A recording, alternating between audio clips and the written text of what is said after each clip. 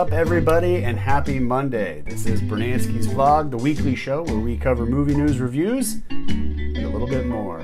It is Monday, and every Monday we like to start the show by going over the top 5 box office earners for the weekend. Now let's dive in just right away because we got a lot to cover on today's show. So thank you for watching, thank you for subscribing, and if you haven't clicked subscribe yet, go ahead and do that now. And that way you won't miss any future episodes that drop on the subsequent Mondays. All right, so let's dive in and take a look at what movies you guys saw this weekend while I was at D23 in Anaheim. We'll get to that later in the show. But first, Box Office Mojo reports the top 5 highest box office earners this weekend are from 5 to 1. At number 5, we have The Big Sick coming in with $7,600,000. Now, I'm very happy that The Big Sick is still in the top 5. I think this is a great movie. It's heartfelt, it's genuine, it's authentic.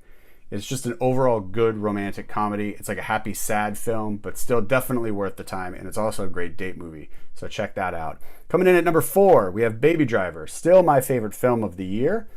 This is a great action movie that feels very original. The story, the characters, and even the way the story is told. If you go back to last week, you can see my review of both The Big Sick and Baby Driver. Or if you'd prefer to read it, you can go to my WordPress where I have the reviews posted there. And the link for Brunansky's blog is down below in the show notes. Coming in at number 3, we have Despicable Me 3 with $18,947,840. Now, I haven't seen Despicable Me 3 yet. I didn't actually have a chance to get out to the movies this weekend because, again, I was at D23 all weekend. So I will be planning to see this week, so you can stay tuned for my review here, or again on my WordPress if you prefer to read over watch.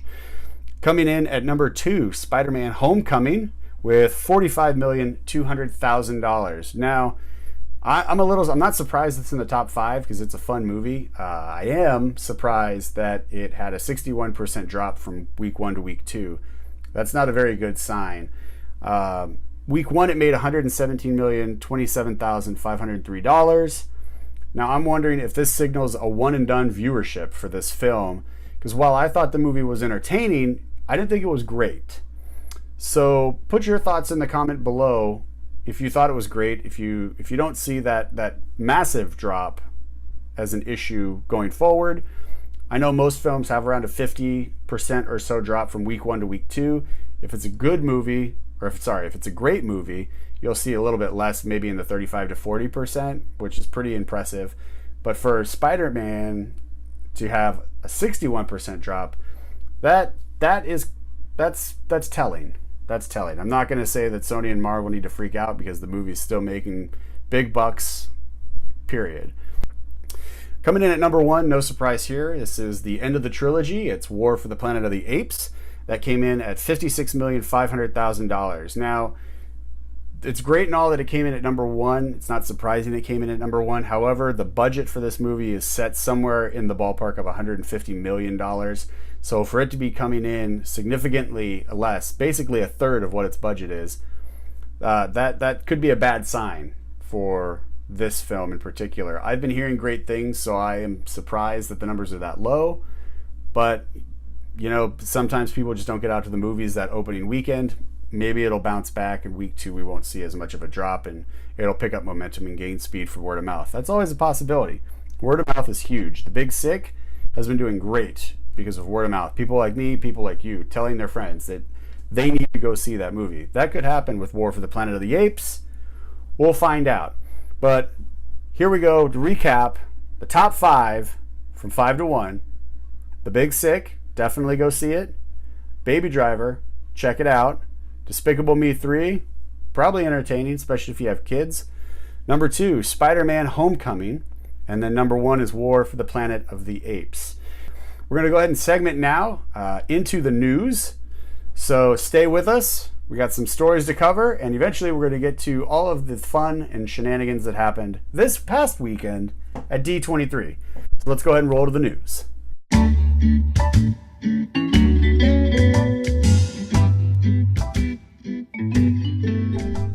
All right, so we had a lot of news drop at D23. We're going to cover some of those stories in the D23 section. So while we will have maybe 1 or 2 items in this news segment, Most of what happened at D23 we're going to cover in the actual D23 segment later in the show. So in the news this week, we had a Wrinkle in Time trailer that dropped. This is a new film by Ava DuVernay, who directed the movie Selma, and she's stepping into Disney live action with a story that looks like a modern, futuristic, mind-bending creeper fest. After I watched this trailer, I wanted more, a lot more. It was crazy. The CGI they used in the world building looked great, and even some of the touch-ups on the characters in that cul-de-sac scene towards the very end was chilling. So I definitely recommend you watch this trailer. Now, I've only seen this teaser trailer, and I can honestly say I'm excited for the film based off of what I just saw earlier today when I pulled it up online. The cast they brought along also looks incredible. So check out the trailer. I'm going to go ahead and put a link to the trailer in the show notes below. So once you're done watching this here, you can go ahead and click that link. It'll take you right to the YouTube channel and you can watch it there. It looks crazy good. I'm excited. Lucasfilm released a behind-the-scenes teaser for the new Star Wars movie. And at least 3 minutes of this teaser, that's about how long it is. It's at least about 3 minutes long. And we get to see a lot of new characters, beloved characters as well. And we also get to hear them talk in their normal voices, which always kind of catches me off guard because I'm like, oh, that's right. That's what you guys sound like. You don't sound like the person you're playing in the movie. You sound like that in real life. So it always kind of catches me off guard. I'm like, oh, hey, there's Ray, there's Finn. They do not sound like Ray and Finn right now. And I have to like, oh, yeah, that's right. They're acting. So the teaser trailer is really cool. I found it on the Twitter page for Star Wars. They posted it there. I'm sure it'll be on their Facebook page as well. I'm sure you can also YouTube it. I was pretty excited watching this short because it shows plenty of action, and the color design going into the film is definitely catching my attention. So definitely check it out, because when I saw the first trailer, I was like, okay, I kind of seen this all before in the last movie. And then there's that scene where they're flying through like that dirt thing, and then like all of the clouds behind it of the dust are just that vibrant, rich red. I was like, this is awesome. That's when I was pulled in for that trailer, and you get to see more of that color design in this little teaserette. So the behind the scenes teaserette. So check that out. All right, next up, a new image was released for the upcoming Justice League film. You can see that image here on the page. And clearly we see Batman, Wonder Woman, and the Flash. They are ready for action. We don't know what part of the movie this is, but we do see that the trio there is ready to take on whatever obstacle is in front of them. So while I'm not excited about this film, and the new image doesn't really do anything for me, but I realize there's people out there, like maybe you're watching this right now and you're excited to see the Justice League movie in theaters, not just in general, but you actually are ready to get out to the theater and support it. So please comment below and leave your thoughts regarding the film. Maybe give me the pros about why you're super excited about this film. Warner Brothers hasn't really done a great job of instilling a lot of confidence in me. Wonder Woman was great. Batman v Superman was a train wreck. And Suicide Squad, while I enjoyed the first 2 acts of the film, that third act was super weird and the special effects were terrible. So they've got Wonder Woman. I'm happy about that, but that's only one. That's only one success in this pantheon of the DC extended universe. So we'll kind of see what happens. I'm not excited about Justice League, but leave your comments below and just tell me why you care, and maybe I'll care reading your thoughts. Maybe you can persuade me and you can create some level of anticipation that does not exist in this cold heart. So more news from the DC Extended Universe of Films. Director Matt Reeves has announced that he is starting over with the Batman script. So the Ben Affleck had originally wrote this script for the new Batman movie, and that included Joe Manganiello as Deathstroke. So that script is no longer on the table from what we're hearing. Matt Reeves is just starting over. I was excited about seeing this original script that Ben Affleck wrote because I love Deathstroke. Deathstroke is one of my favorite villains across the board. So seeing him brought to life on the big screen was pretty exciting for me. I was like, this is going to be great. That test footage that they revealed online, I was like, okay, I can get behind this. This looks pretty solid. However, I've said it before. I will say it again because it bears repeating. I would rather have no Deathstroke than a poorly executed Deathstroke. 2 of my favorite villains of all time are both Batman villains. It's the Riddler and it's Deathstroke. And as far as I'm concerned, the best on-screen Riddler we've had is Frank Gorshin from the 1966 Batman TV show. And he's getting movie credit too, because that TV show actually made a movie, and he was the Riddler in that movie as well. So, and that movie also might be the best movie translated from television, possibly. So he gets movie credit there. Again, I'm fine if Deathstroke isn't utilized to save his character from a mediocre or worse performance. And with the news that they're making a Nightwing movie, I would rather, if it's a better story, I would rather see Deathstroke fighting Nightwing, because Deathstroke did originate in the Teen Titans comic books fighting Nightwing, so it makes more sense there. However, put him in a Batman movie, put him in a Nightwing movie, put him against the Justice League. He can do it. He did it in the comics. I don't care. Just make sure he's good. Make sure Deathstroke is good, and I will be happy. So we have to stay tuned, because we don't really know what the Matt Reeves script is going to look like for this new Batman story that he wants to tell. He has said that it's going to be more of a noir detective type of thing, and that's what Batman is supposed to be. So I'm excited to see that. Just please don't disappoint me with Deathstroke. I was already disappointed with my Riddler once with Jim Carrey. So please don't do me 2 times bad with a mediocre Deathstroke. All right, moving on. Variety reported some potentially big news for Redbox, and possibly for you if you are a Redbox user like I am. Redbox will now be able to rent you movies from 20th Century Fox 7 days after DVD release. So the movie comes out on a Tuesday one week. Next week, that Tuesday, you can pick it up on Redbox. You don't have to buy it or anything like that. Now you can just rent it if you don't do streaming services, video on demand, etc. So in an effort to stay competitive with home streaming services, this movie would allow home movie watchers like us a chance to see their films a week after release without having to worry about buffering speeds or pirated nonsense online. So there's a similar deal already in place Redbox has with Warner Brothers, and hopefully Universal will consider adjusting their contract as well with Redbox, because right now Universal movies, we have to wait approximately 28 days after release, almost a whole month, which in today's internet age is an eternity. Let's be honest. It's an eternity. It's ridiculous. Who waits a month to see a movie after it's released so you can, in the comfort of your own home? Ludicrous. Anyways, hopefully Universal gets on track and adjusts that contract. But if you're wondering what films 20th Century Fox has made that you've enjoyed, just so you can be like, well, what movies are they making? Why would I want to see them that quickly after they're released? Great question, fair question. And the answer is they made movies like Avatar, Deadpool, Logan, Alien Covenant, Ice Age Collision Course, and Hidden Figures, and The Martian with Matt Damon. So, and currently in the theaters is War for the Planet of the Apes. So when that comes to like video on demand services and it's released on DVD, 7 days later you'll actually be able to watch it in the comfort of your home on a high quality Blu-ray. So that's nice. So I have put the link for that article in the show notes below as well, so you can click on that and then come back and let me know if you're excited about this news, or if you're just like, yeah, whatever, I'm not really a Redbox user. Let's get the conversation going. Next up, big news for Netflix this week as well. Variety, another Variety article this week dropped, and they put out a statement saying that the net value of Netflix is now at $11 billion.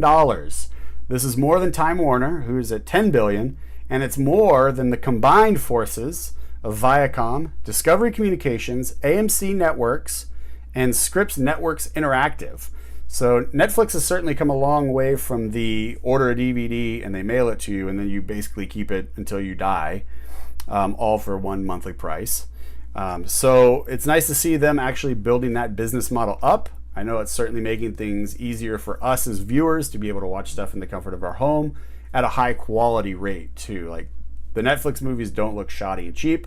It's very high definition. So kudos to Netflix on a job well done there, as well as we're going to go ahead and do an honorable mention for the 90 plus Emmy nominations they got this year. So Netflix is definitely killing it on the TV front. They had over 90 nominations for their Emmys this year. So job well done, Netflix, overall. Not just movies and streaming and deals, but for your TV shows as well that you were producing. So great job there. All right, last news story of the day. Tarantino has announced he's making another movie. That's right, the hyper-violent, dark humor stylistic director is making a movie about Charles Manson. Charles Manson, the super crazy serial killer.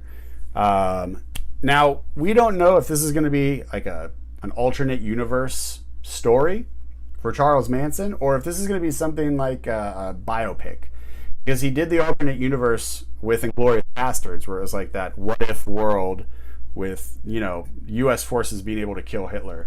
So we don't know if it's going to be something similar to that with this movie. Very well could be. Or it could be something more stylistic in his kind of strengths, but for a biopic. So he could be taking on a more biopic role just to try and expand what he does as a director, which is totally fine. Tarantino makes incredible films, so I'm behind it 100% there. Also, I'm curious to see what kind of develops as time marches on with this, because the casting announcements right now, the rumors are suggesting that he's talking to Jennifer Lawrence, Margot Robbie, and Brad Pitt. So it looks like he's setting up an all-star cast for this film, and I think that's pretty great. So we're going to keep our eyes on this movie. We're going to keep giving you those stories as they unfold, and hopefully when this movie does drop, whatever it's going to be, what if Elseworld or actual biopic, everybody is excited to see it, because Tarantino can make a good movie, and with this cast, it should be incredible. All right, so we're going to go ahead and move on now to our D23 coverage, so I can give you some background on what the weekend looked like, what D23 was like for me, because that was my first time going to D23. And then we'll show you some photos and everything else from the weekend about some of the people that were there, and give you some of the news scoops that broke over the course of the weekend. Let's go ahead and cut now to D23.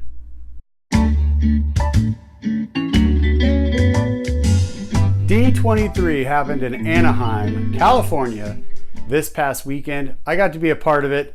Let's go ahead and talk about that right now. D23, for those of you who don't know, is a giant convention that happens every 2 years by Disney, and it covers everything Disney. Disney animation, live action Disney, Pirates of the Caribbean, now Wrinkle in Time. Also, we have Lucasfilm, which is everything Star Wars, including the animated stuff. Plus we have Pixar, plus we have Disney animation, plus we've got Marvel. There is a lot to cover in 3 days. D23, to me, is the happiest lines on earth. Everywhere I went, there was a line. If I wanted to go see the shops, for example, to go buy the Disney exclusive items, I had to go wait in line to get a pass, to then go wait in another line at a specific time to then shop to wait in line to check out. There was a line for everything. Certain halls with certain people and certain shows had these passes as well. So you'd have to wait in line to get a pass, to then go wait in line to possibly get into the show, because it wasn't guaranteed that you'd get in. It was the most crazy, ridiculous setup as a fan I've ever experienced.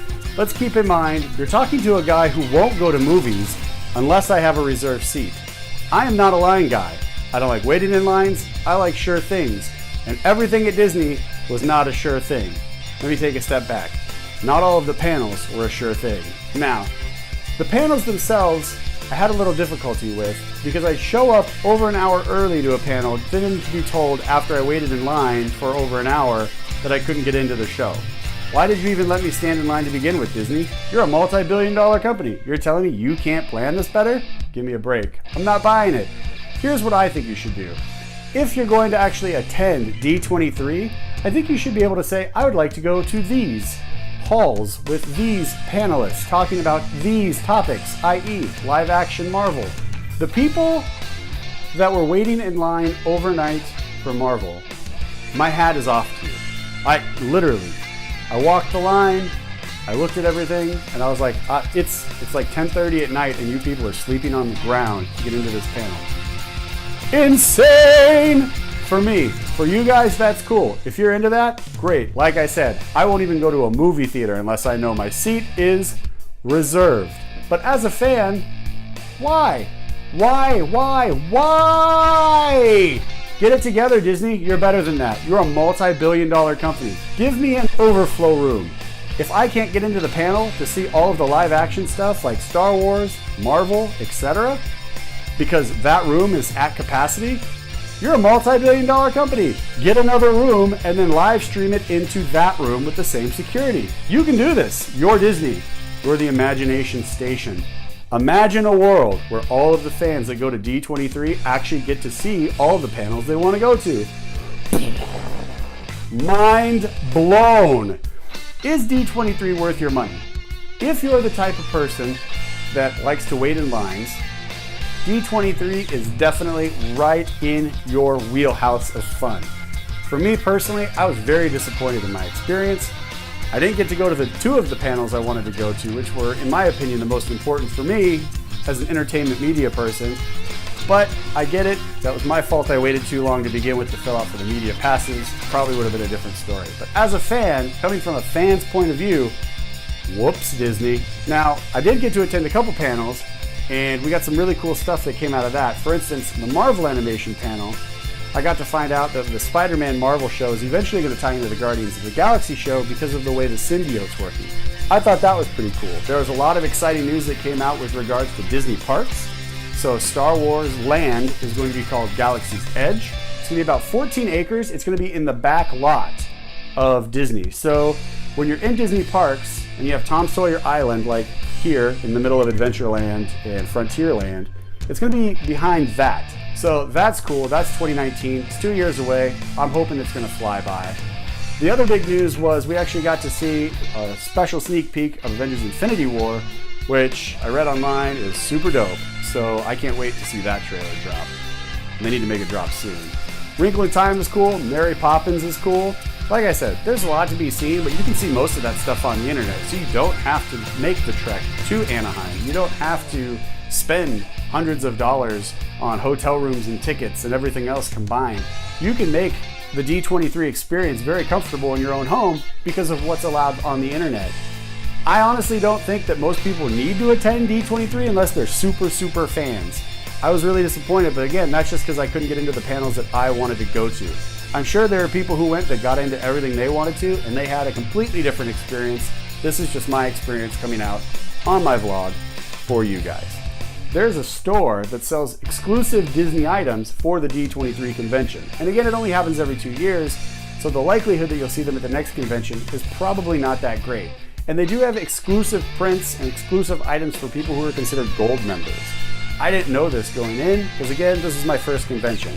I walked in, I saw some cells, which you'll be able to see right here in this window as we're going through this.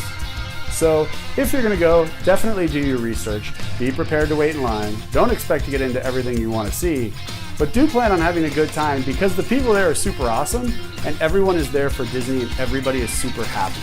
Also, Disney is redoing California Adventures. So the pier is now going to be Pixar Pier, where they're going to have Pixar-related things. They already have one ride there that is Pixar, but they're going to be taking that over and revamping that whole thing, which I think is pretty cool. Also, they're going to be building a Marvel Land, which I think is cool and well overdue. They already have Guardians of the Galaxy set up. That's up and running.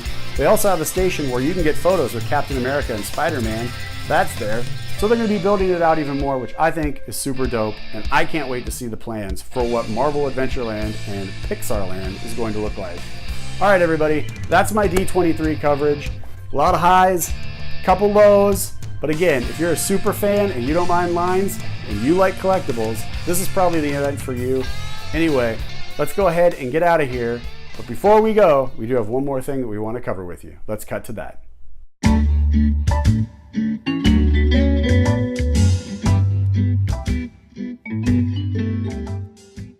So moving forward, we've got some DVD Blu-rays coming out this week, plus some new movies. So I just want to cover that really quick before we sign off, and we let you get back to your week here. So this week on DVD Blu-ray, you have Kong Skull Island, you have The Promise, and Free Fire. Now, I saw two of those movies. I did not see The Promise. The cast looks great, so I'm surprised I missed it. But if you want to read my thoughts about Kong Skull Island or Free Fire, go to Brunansky's blog. The link again is in the show notes below, and you can check that out. I will tell you, before you even read those reviews, I really enjoyed Free Fire. So check that out. All right, coming out in theaters, we have Wish Upon, which is that horror-ish movie. Then we have Dunkirk, Christopher Nolan's new film. We have Girls Trip and Valerian and the City of a Thousand Planets.